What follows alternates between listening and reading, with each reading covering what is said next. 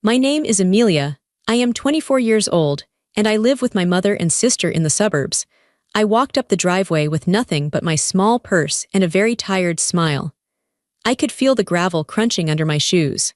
It was a Sunday family dinner, the kind I usually dreaded. Grandpa was already standing on the porch. He didn't say hello. He was looking past me, watching the Uber driver pull away from the curb. He looked confused. "Amelia," he asked loudly, "why are you arriving in an Uber? What happened to the SUV we bought you for your birthday?" My stomach tightened. I opened my mouth to answer, but I was cut off. "Her sister needed it more," my mother said. She walked out of the house, wiping her hands on a towel. She didn't even look at me. She spoke as if it was the most normal thing in the world. "Aya has a lot of errands to run, Dad. Amelia understands." The silence that followed was heavy. I didn't nod. I didn't agree. I just stood there. Grandpa's eyes narrowed as he looked at my mother, then back at me. For the first time in my life, I didn't cover for them. That was the moment I knew everything was about to change. But before I tell you how everything flipped, like and subscribe, drop a comment. Where are you watching from? My name is Amelia. I am 24 years old. I need to explain how we got here. It didn't start with the SUV. It didn't start with the Uber ride. It started years ago, in small moments that seemed harmless at the time. Aya is 2 years younger than me. When we were little, she used to walk a step behind me. Literally, if we walked to the park, she would hold the back of my shirt. If we went into a store, she would hide behind my leg when the cashier spoke to us. She was shy. She was the baby. I loved her. I loved being the big sister. I thought it was my job to protect her, to speak for her, and to give her what she wanted so she wouldn't cry. My mother encouraged this. "Amelia, let her have the doll," she would say. "You are older. You understand better." So I gave her the doll. Later, I gave her the front seat in the car. Then, I gave her the last slice of cake. I thought I was being good. I thought I was being a responsible sister. I didn't realize I was training her. I was teaching her that my needs were optional and hers were mandatory. The shift happened when we were teenagers. Aya stopped walking behind me. She started walking over me. I remember clearly the first time I felt the sting of it. I was 16. I had saved money from babysitting for 3 months to buy a specific pair of boots. They were expensive leather boots, the kind that lasted forever. I kept the money in a jar in my sock drawer. One Friday, I came home from school ready to go to the mall and buy them. The jar was empty. My heart dropped. I thought we had been robbed. I ran downstairs, panic in my chest. "Mom, my money is gone." My mother was in the kitchen, chopping vegetables. She didn't look up. "Aya borrowed it," she said. I froze. "What? That was $300. "She had a date," Mom said calmly. "She needed a new outfit. She wanted to look nice. She'll pay you back." I waited for Aya to come home. When she did, she was wearing a new dress and carrying shopping bags. She looked happy. She looked beautiful. "You took my money," I said. My voice was shaking. Aya rolled her eyes. She didn't look sorry. She looked annoyed that I was bringing it up. "Relax, Amelia. Mom said it was okay. I'll pay you back when I get my allowance." She never paid me back, not a cent. And when I asked Mom about it a week later, Mom sighed. "Amelia, stop being so petty. It's family money. We help each other." That was the pattern. If I complained, I was petty. If I got angry, I was jealous. If I cried, I was dramatic. So I stopped complaining. By the time we were in our 20s, it was worse. It wasn't just money anymore. It was my identity. I worked hard in college. I studied business. I got good grades. Aya partied. She barely scraped by. But when we went to family gatherings, Aya told the stories. She would take things I had done and twist them. "I had such a hard time with that economics final," she told our Aunt Sarah one Thanksgiving. She described the exact problem I had studied for all week. She described the professor I had. She hadn't even taken that class. I sat there, eating my mashed potatoes, listening to her steal my struggle. I looked at my mother. Mom knew Aya was lying, but Mom just smiled and nodded. "Yes, Aya worked so hard," Mom said. I put my fork down. "Aya," I said quietly, "you didn't take economics 201. The table went quiet. Aya laughed, a bright, fake sound. "Oh my God, Amelia, you always have to fact-check everything. You know what I meant. I meant we're stressed about school." Then she looked at the rest of the family. "Amelia is so serious all the time. She doesn't know how to tell a story." Everyone laughed. They laughed with her. They thought she was charming. They thought I was the boring, uptight sister. I loved her too much to see what she was doing, or maybe I was just too scared to admit it. I didn't want to lose my sister. I didn't want to be the bad guy. But Aya loved the fact that I didn't see it. She relied on my silence. My silence was the foundation of her personality. She stood tall because she was standing on my back. She borrowed clothes and returned them stained, or never returned them at all. I would find my favorite sweater balled up in the back of her car, smelling like smoke. "Oh, that old thing," she would say. "I was doing you a favor taking it. It's out of style anyway." She gaslit me constantly. She made me feel like my possessions were burdening her. But the worst part wasn't the clothes or the money. It was the emotional theft. When I went through a bad breakup, I cried in my room for 2 days. Mom told me to pull it together because we had guests coming. 2 months later, Aya had a fling with a guy for 2 weeks. When they ended it, she wailed in the living room for hours. Mom sat with her, stroking her hair, bringing her tea. "Poor baby," Mom cooed. "He didn't deserve you." I watched from the doorway. I felt a cold lump in my throat. "Mom," I said, "when Dave and I broke up after 2 years, you told me to be quiet." Mom looked up, irritated. "This is different, Amelia. Aya feels things more deeply than you do. You are strong. You can handle it. Aya is sensitive." That was the label they gave me. Strong. It wasn't a compliment. It was an excuse. Because I was strong, I didn't need comfort. Because I was strong, I didn't need new things. Because I was strong, I could handle the injustice. Because Aya was sensitive, she needed everything. She needed the attention, the money, the new clothes, the comfort. My strength became my punishment. Her weakness became her currency. I accepted this role for years. I thought if I just worked harder, if I was just nicer, eventually they would see me. Eventually they would say, "Thank you, Amelia, you are good." I was wrong. They didn't want me to be good. They wanted me to be useful. And nothing proved that more than the day I got the SUV. The SUV was supposed to be mine. It was a clear, direct gift. There was no ambiguity. It was my 26th birthday. Grandpa had called me a week before. "Amelia," he said in his gruff voice, "I'm proud of you. You finished your certification. You've been driving that old sedan since high school. It's time for an upgrade." Grandpa was the only one who seemed to see me. He didn't live with us. He lived in a large house about 30 minutes away. He was old school. He believed in hard work and rewards. He didn't like handouts. He bought a brand new white SUV. It had leather seats. It had a sunroof. It was beautiful. He gave me the keys at a small lunch he hosted. "This is for you," he said. "You earned it. Drive it safely." I remember holding the keys. They felt heavy and cool in my hand. I felt a surge of pride. For the first time in a long time, I had something of value that was just mine. I drove it home that afternoon. The smell of new leather filled the car. I felt like an adult. I felt respected. When I pulled into the driveway of our family home, where I was still living to save money for a down payment on a house, Mom and Aya came out. Aya's eyes went wide. She walked around the car, running her hand along the white paint. "Wow," she said, "this is nice." "Grandpa bought it for me," I said, unable to hide my smile. Mom looked at the car, then at me. She didn't say congratulations. She said, "It's very big. Are you sure you can handle a car this size, Amelia?" "Yes, Mom, I can handle it." "Well," Mom said, "don't scratch it." I parked it in the garage. I locked it. I went inside and put the keys in my room. The next morning, I woke up early to go to work. I showered, got dressed, and went to grab my keys from the hook by the door where we kept all the car keys. My keys weren't there. I frowned. I checked my purse. I checked my room. Nothing. I went into the kitchen. Mom was drinking coffee. "Mom, have you seen my keys, the keys to the new SUV?" Mom didn't look up from her phone. "Aya took it." I stopped. My brain couldn't process the sentence. "What?" "Aya took the car," Mom repeated casually. "She had a job interview downtown. Her car has been making that funny noise, remember? She couldn't risk breaking down. She needed to make a good impression." "But, it's my car," I said. "It's brand new. Grandpa gave it to me yesterday." "Amelia, don't be selfish," Mom snapped. She finally looked at me. "Your sister is trying to get a job. This is important for her future. You can take the bus or call a cab. You have a steady job, you're fine." "She didn't even ask me," I said. I felt the heat rising in my face. "I gave her permission," Mom said. "I am your mother." I decided it was best. I had to take an Uber to work that day. I was late. When I came home, the SUV was in the driveway. It was parked crooked. There was a fast food wrapper on the passenger seat. The gas tank which Grandpa had filled was half empty. Aya was on the couch watching TV. "You took my car," I said. Yeah, she said, eyes on the screen. It drives really smooth. But the Bluetooth is tricky to connect.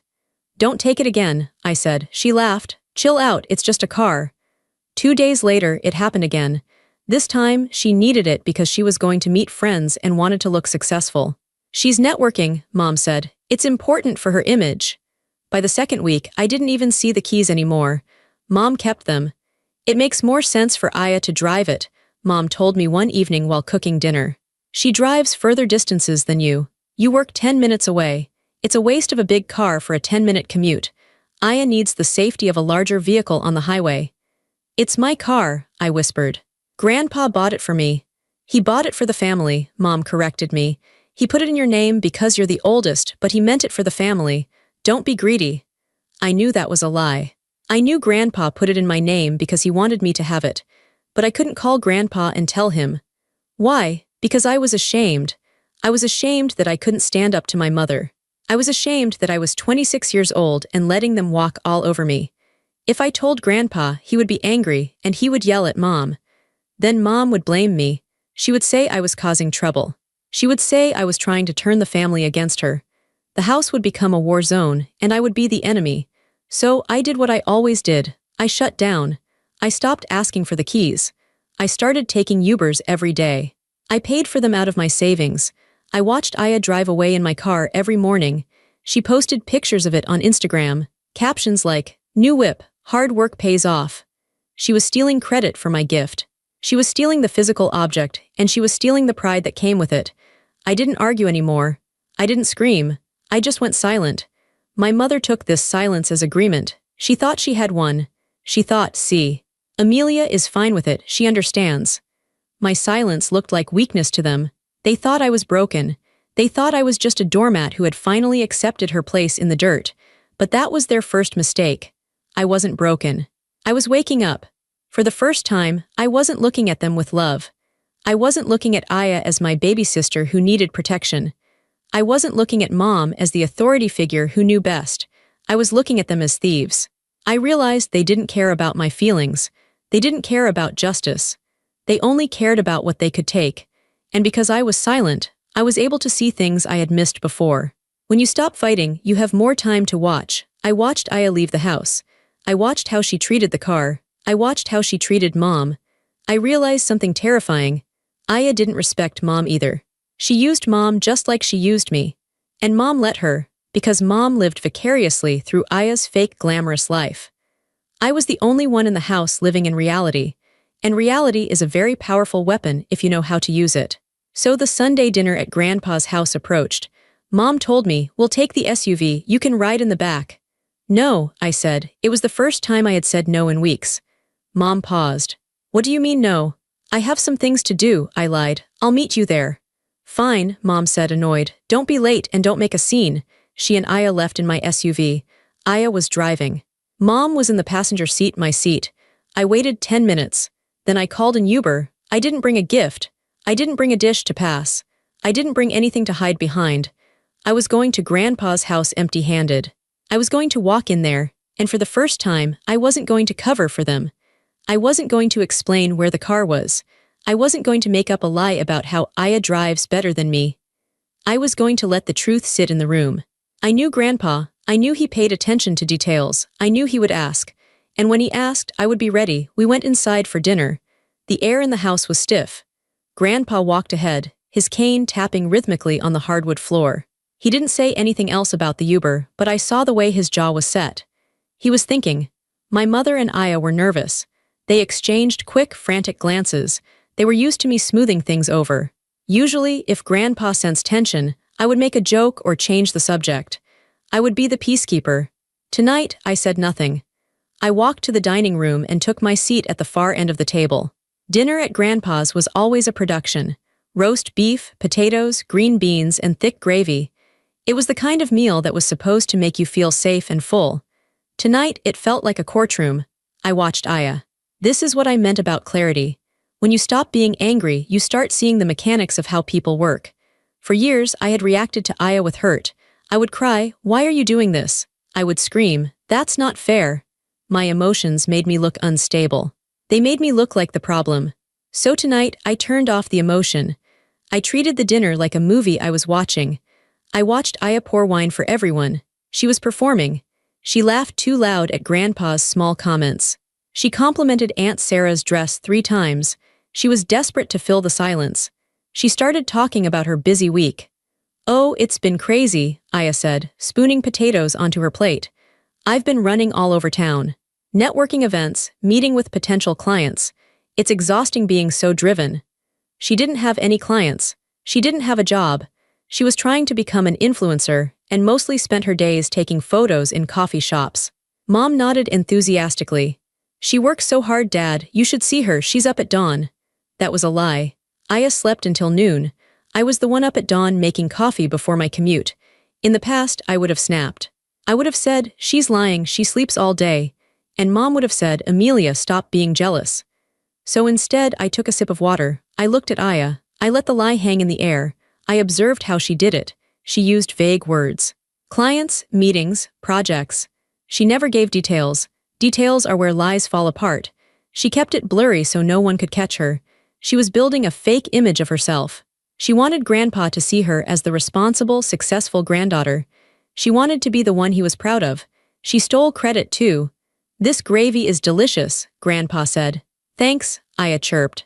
"I told Mom to add a little extra time. I knew you'd like it." I had made the gravy base the night before at our house.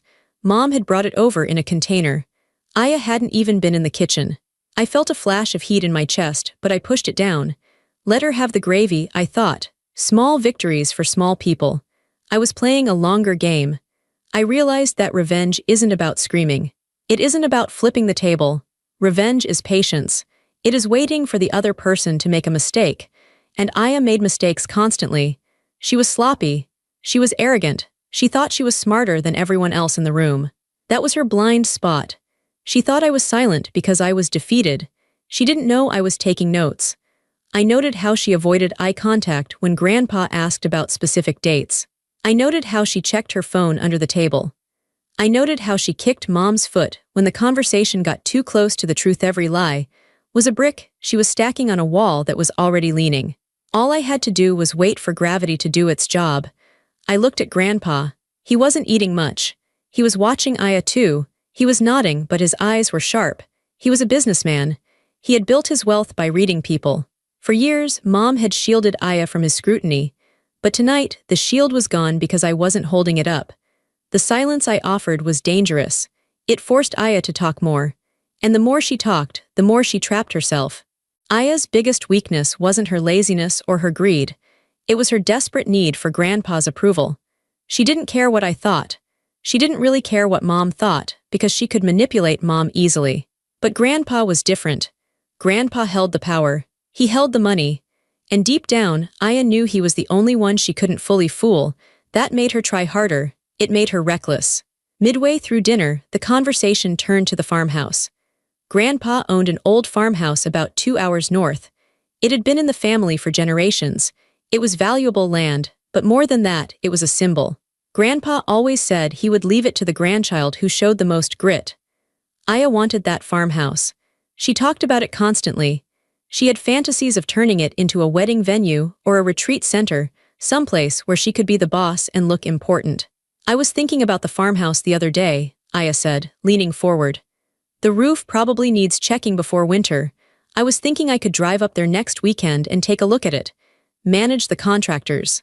You know, take that burden off your shoulders, Grandpa." Grandpa looked at her over his glasses.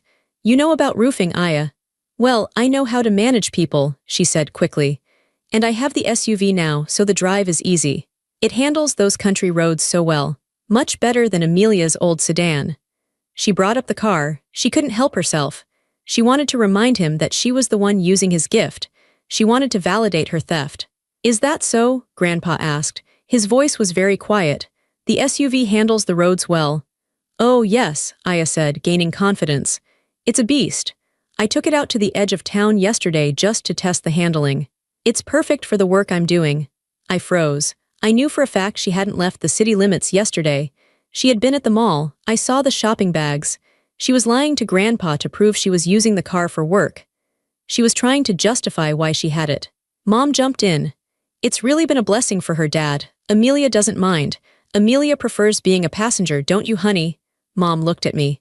Her eyes were wide, begging me to agree. Just say yes, her eyes said.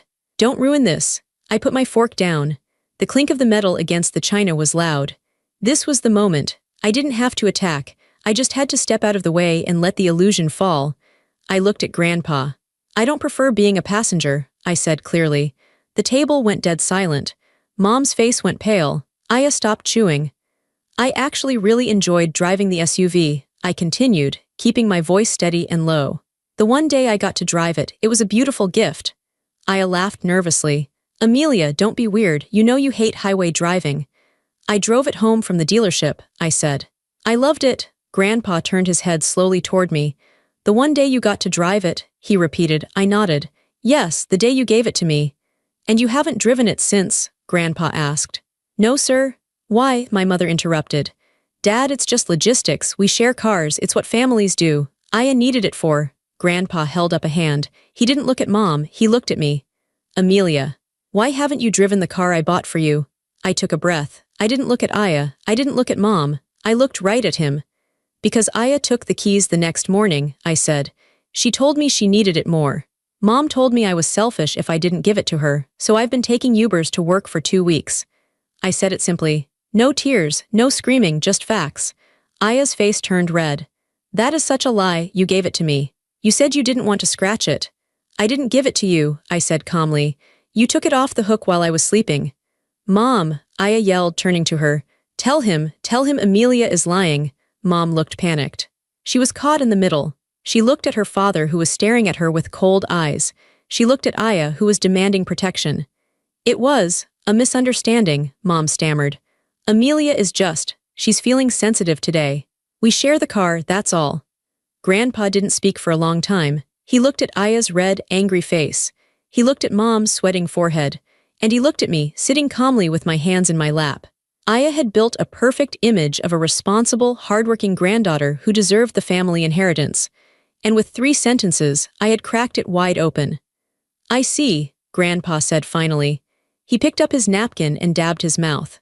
He didn't yell, he didn't flip the table. Aya, he said softly, you said you drove it to the edge of town yesterday. Yes, Aya said, desperate to get back on track. I did, it drives great.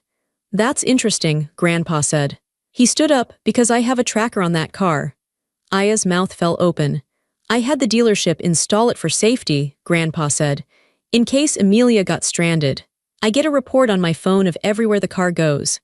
The color drained from Aya's face so fast she looked sick. Let's go to my study, Grandpa said. We have some things to discuss.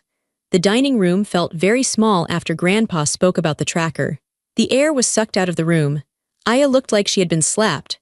Her mouth was open, but no sound came out. She looked at Mom, but Mom was staring at her plate, her face pale. Mom knew. In that split second, Mom realized that all the lies she had helped Aya tell were about to collapse. Shall we? Grandpa said. He didn't wait for an answer. He turned and walked out of the dining room toward the hallway that led to his study. The sound of his cane hitting the floor, tap, tap, tap, was the only noise in the house. I stood up. My legs felt shaky, not from fear, but from adrenaline. It was the feeling you get when a storm finally breaks after days of humidity. Aya didn't move. She sat frozen in her chair.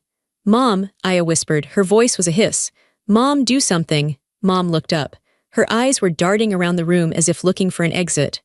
Aya, I told you to be careful, Mom hissed back. I told you not to lie about where you were going. You told me it was fine, Aya snapped. You said he would never know. Quiet, Mom said, grabbing Aya's wrist. He'll hear you, just, come on, we have to go in there. If we don't, it looks worse. It can't look worse, Aya said. Her voice was trembling now. The confidence was gone. The girl boss act was gone. She was just a scared child who had been caught with her hand in the jar. Fix your face, Mom said harshly. She stood up and pulled Aya up with her. Deny it. Say the tracker must be broken. Say you lent the car to a friend. Just think of something. I watched them. I stood near the doorway and just watched. It was pathetic. For years, I had thought they were a fortress. I thought they were this unbreakable team that I could never defeat. I thought they were smarter than me, stronger than me. But watching them panic in the dining room, whispering lies to each other, I realized they weren't strong. They were just loud. And now that they had to be quiet, they were crumbling. I turned and walked into the hallway. The hallway in Grandpa's house was lined with family photos. I walked past them slowly. I usually hated this hallway because it was a timeline of my erasure. There was a photo of us at Disney World when we were kids. Aya was in the front, wearing Mickey ears, smiling huge at the camera. I was in the back, half cut out of the frame, holding Mom's bag. There was a photo of Aya's high school graduation. She was holding a bouquet of roses. I wasn't in the picture because I was the one taking it. There was a photo of a family Christmas. Aya was sitting on Grandpa's lap. Mom was leaning in. I was standing off to the side, looking awkward. For years, these photos told me that I was a side character in their story. But tonight, as I walked past them, they looked different. They didn't look like happy memories. They looked like evidence. They showed a pattern. They showed how long Aya had been the center of the universe, and how long Mom had worked to keep her there. I heard footsteps behind me. Mom and Aya were following.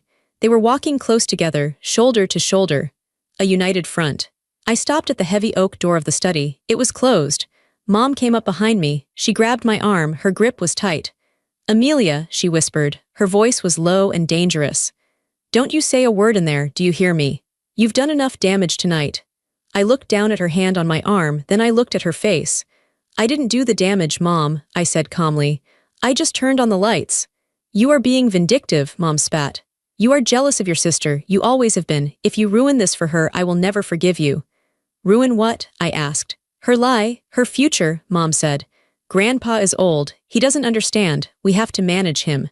We have to keep the peace. Why can't you just go along with it? Why do you have to be so difficult?" "Difficult," I repeated. That was their favorite word for me. I was difficult when I wanted my money back. I was difficult when I wanted my clothes back. I was difficult when I wanted the car that was legally mine. To them, difficult meant having boundaries. "I'm not being difficult," I said. "I'm being honest." I pulled my arm away from her grip. It wasn't a violent motion, just a firm one. I stepped away from her. "And Mom," I added, looking her right in the eyes, "you should be worried about your own future. Not just Aya's." Mom looked shocked. I had never spoken to her like that. I had never threatened her. Aya made a noise like a whimper. "Amelia, please, I'll give you the car back. Tomorrow, I promise. Just tell him you let me borrow it." "Please," she was begging now. The arrogance was completely gone. I looked at my sister. I searched for any feeling of pity in my heart. I waited to feel bad for her. I waited for that old big sister instinct to kick in, the one that made me want to fix everything for her. I felt nothing. It was like looking at a stranger. "I can't tell him I let you borrow it," I said softly. "Why not?" Aya pleaded. "Because," I said, reaching for the doorknob. "He already knows I didn't." I turned the brass knob and pushed the door open. Grandpa's study smelled like old paper, pipe tobacco, and lemon polish. It was a masculine room, dark and serious. The walls were covered in bookshelves filled with legal books, history books, and encyclopedias. Grandpa was sitting behind his massive mahogany desk. The green banker's lamp was on, casting a pool of light on the desktop. The rest of the room was in shadow. He didn't look up when we walked in. He was looking at his phone.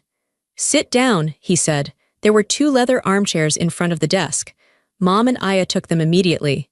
They sat on the edge of the seats, back straight, like students in the principal's office. I didn't sit. I stood near the door, leaning against a bookshelf.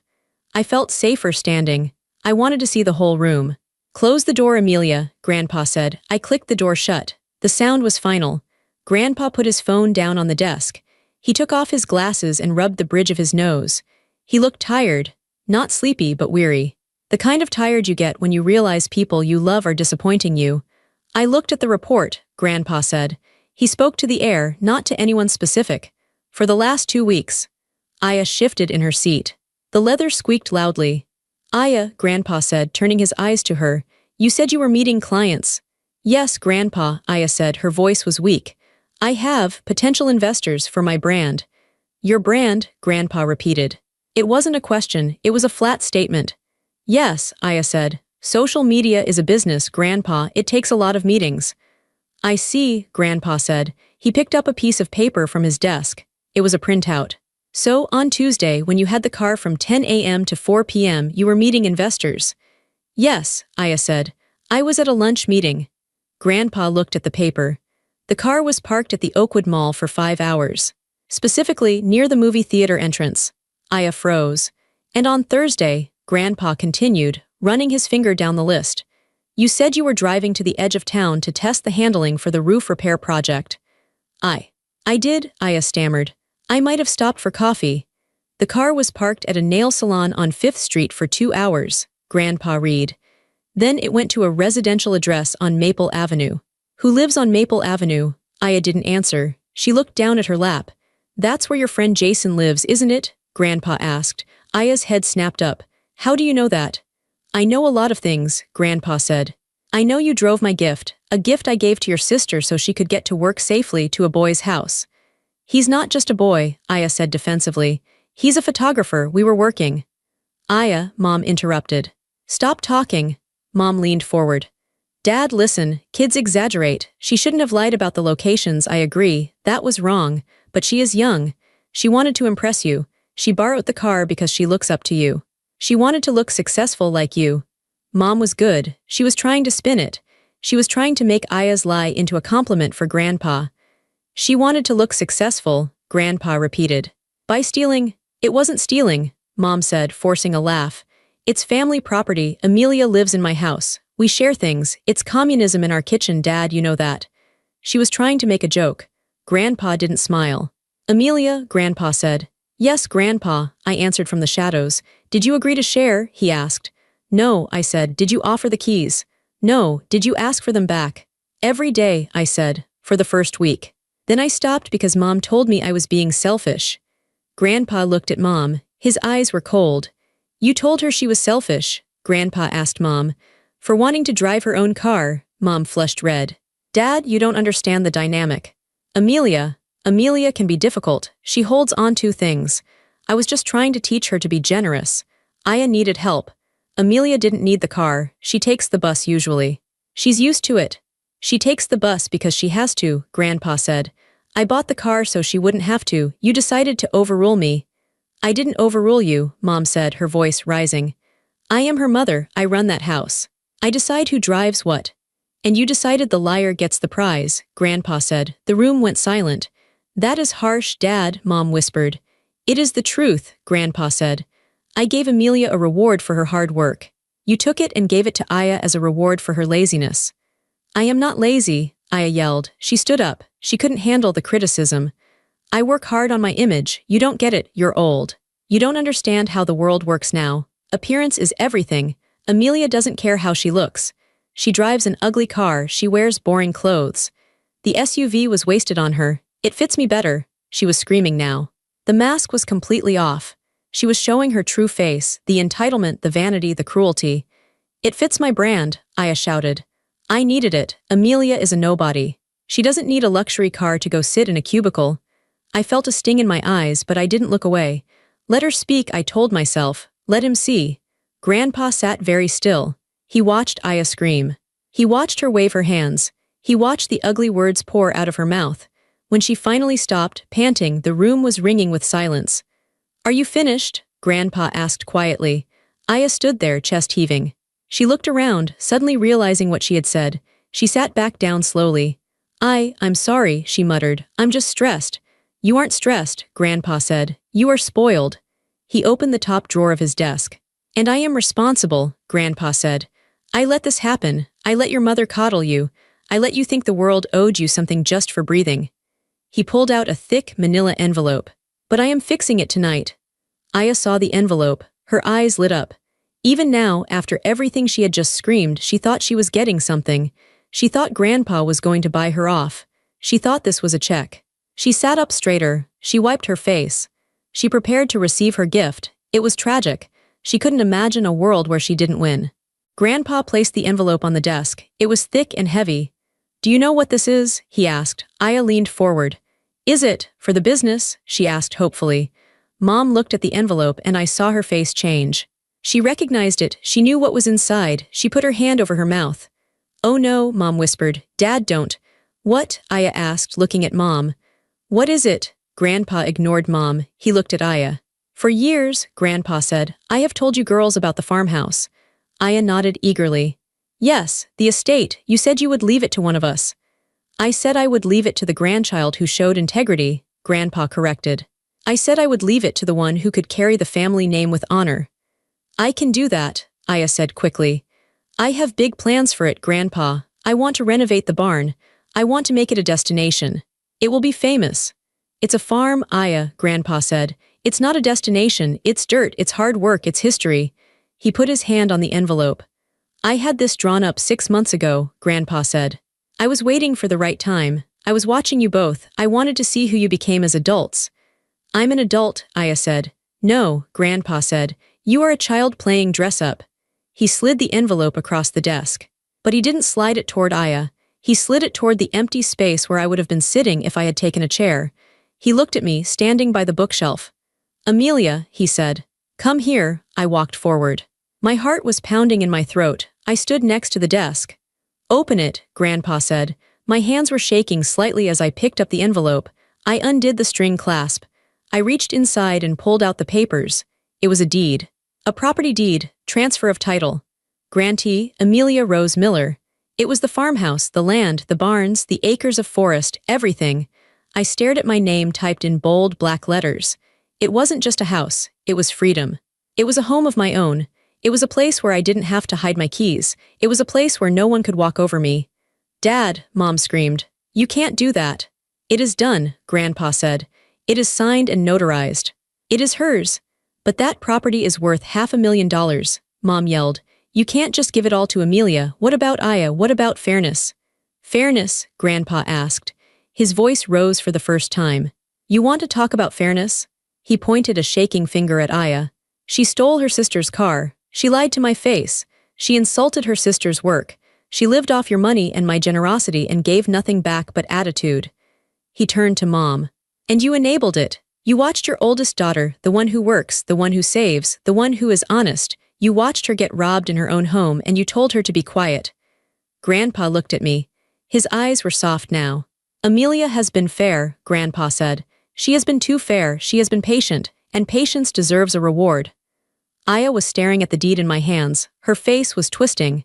It wasn't sadness. It was pure, unadulterated rage. You tricked me, Aya screamed at me. She jumped up and lunged toward me. You set me up, you knew, you acted all quiet so he would feel sorry for you. Grandpa slammed his hand on the desk. Bang, sit down, he roared. It was a voice I had never heard him use. It was the voice of a man who had run companies. It was terrifying.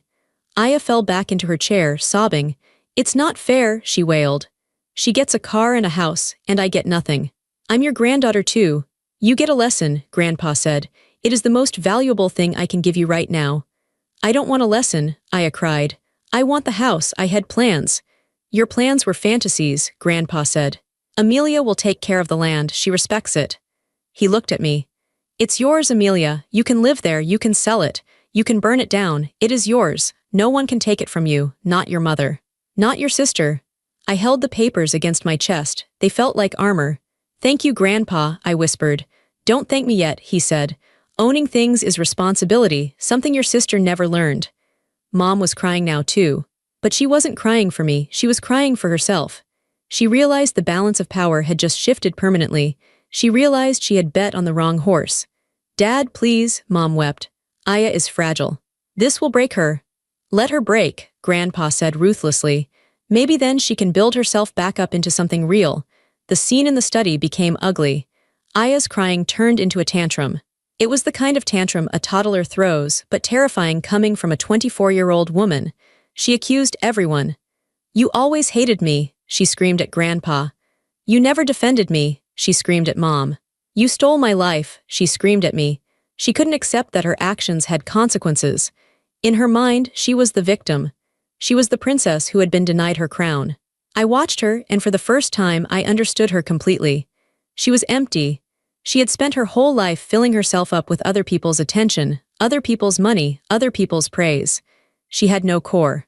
Without the validation, she collapsed. Mom was trying to hug her, but Aya pushed her away. Get off me, Aya yelled. You said you would fix it. You said Grandpa would give it to me. Mom looked at Grandpa, pleading. Dad, look what you're doing. You're tearing the family apart. Grandpa stood up slowly. He walked around the desk. He stopped in front of Mom. I didn't tear it apart, Grandpa said. I just removed the rot. He looked at Mom with disappointment that seemed to age him 10 years in a moment. You failed them, he said to Mom.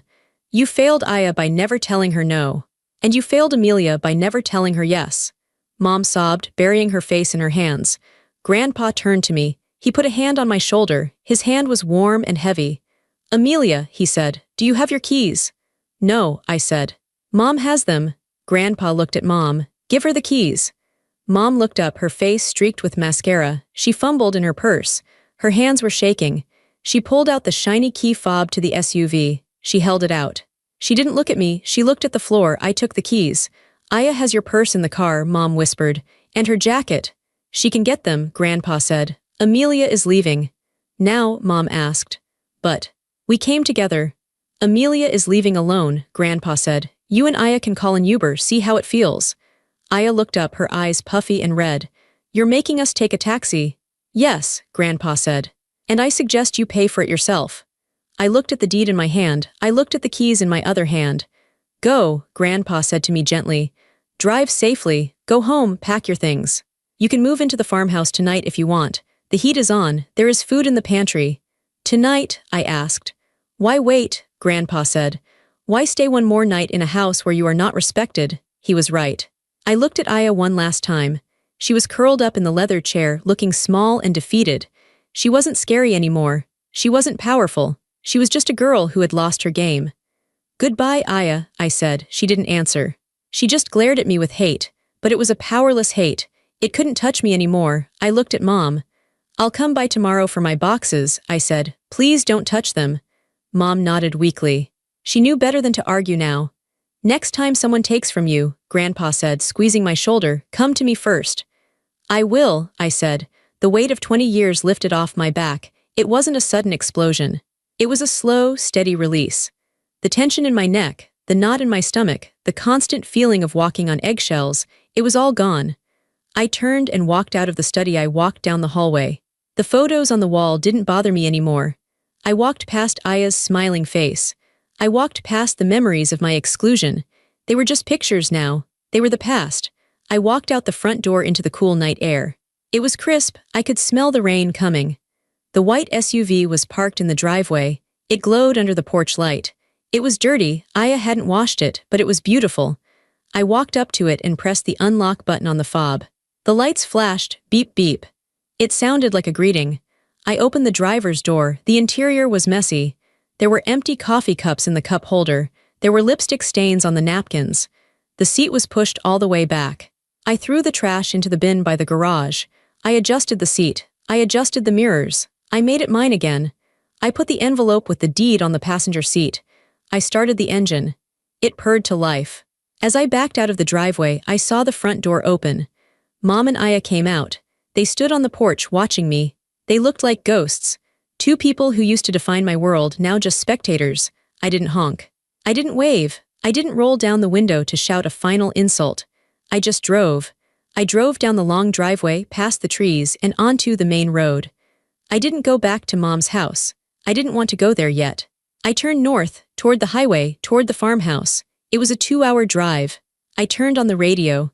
I opened the sunroof and let the wind blow through my hair. I thought about what had happened. I thought about the look on Aya's face. I thought about the silence in the room. I felt no guilt. That was the most surprising part. I had expected to feel guilty. I had been trained to feel guilty my whole life whenever I upset them. But I felt nothing but peace. I felt clean. Justice doesn't always have to be a fight. Sometimes you don't have to throw a punch. Sometimes you just have to wait for the truth to catch up. Aya had spent her life building a glass castle.